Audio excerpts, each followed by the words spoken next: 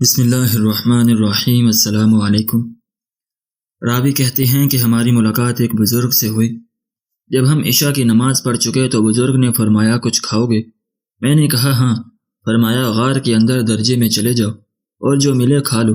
میں اندر گیا تو ایک پتھر پر اخروٹ منکی، خرنوب، سیب، انجیر یہ سب چیزیں ایک ایک طرف رکھی ہوئی پائیں۔ میں نے جتنا چاہا ان میں سے کھا لیا۔ رات بھر وہ جاگتے ہی رہے۔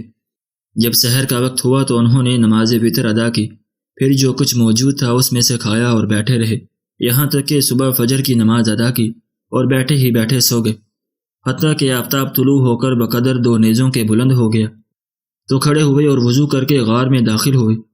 میں نے دریافت کیا کہ یہ میوہ کہاں سے آتا ہے؟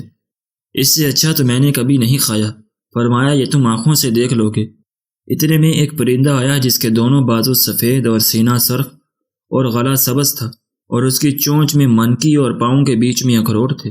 اس نے منکی کو منکی پر اور اخروٹ کو اخروٹ پر رکھا۔ جب اس کے پروں کی آہٹ سنی تو فرمایا تو نے دیکھ لیا؟ میں نے کہا ہاں۔ فرمایا یہی پرندہ میرے پاس یہ چیزیں لاتا ہے 30 سال سے۔ میں نے پوچھا دن میں کتنی بار آتا جاتا ہے؟ فرمایا 7 بار۔ میں نے حساب کیا تو 15 بار آیا اور گیا۔ میں نے ان سے ذکر کیا تو فرمایا تمہارے واسطے 1 بار زیادہ لاتا ہے، اور ان کا لباس ایک چھال کا تھا جو کیلے کے مثل تھا۔ میں نے پوچھا یہ کہاں سے آپ کے پاس آتا ہے؟ فرمایا یہی پرندہ عاشورہ کے روز 10 ٹکڑے اس چھال کے لاتا ہے، میں اس کا کرتا یا پاجامہ بنا لیتا ہوں۔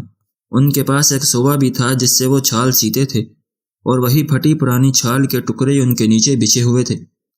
ان کے پاس ایک پتھر تھا جس میں پانی ڈال کر اس کا پانی بالوں پر ملا جاتا تو بال اکھڑ جاتے۔ ایک دن میں ان کے پاس بیٹھا ہی تھا کہ 7 آدمی ان کے پاس آئے، جن کی آنکھیں لمبائی کی جانب پھری ہوئی تھیں اور سرخ تھیں، اور ان کا لباس ان کے بال ہی تھے۔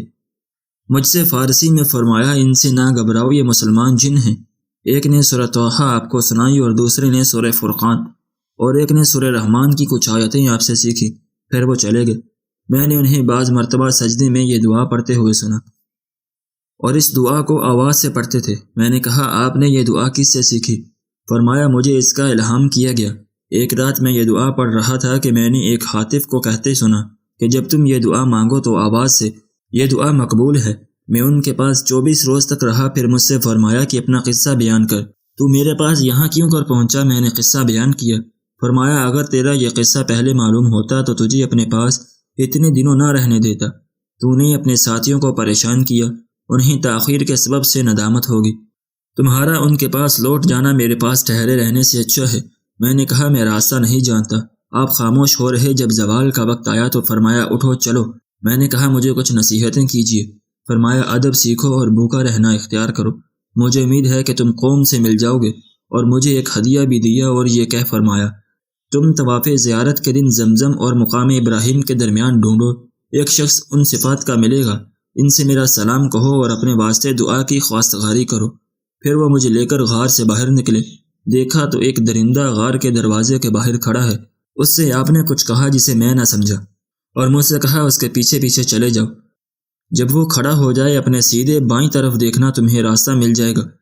وہ درندہ تھوڑی دیر میرے آگے چلا، پھر کھڑا ہو گیا۔ جب میں نے اپنی سیدھی جانب نظر کی تو دمشق کی گھاٹی نظر آئی۔ میں دمشق کی جامع مسجد میں گیا تو بعض ساتھیوں سے ملاقات ہوئی۔ میں نے ان سے قصہ بیان کیا اور ہم سب ان کی تلاش میں نکلے، اور بہت سے آدمی میرے ساتھ ہوئے۔ چنانچہ ہم اسی پہاڑ اور چشمے پر پہنچی اور 3 دن تک اس غار کو ڈھونڈا، مگر اس کا پتہ نہ چلا۔ پھر انہوں نے کہا یہ چیز تم پر ظاہر ہو گئی اور ہم سے پوشیدہ کی گئی ہے۔ میں ہر سال حج کرتا تھا اور اس شخص کو جس کا اس بزرگ نے پتہ دیا تھا تلاش کرتا تھا، وہ مجھے نہ ملے، حتیٰ کہ 8-10 برس گزر گئے۔ اس کے بعد میں نے اس شخص کو جن کا پتہ اس بزرگ نے دیا تھا زمزم اور مقام ابراہیم کے درمیان بعد عصر کے پایا۔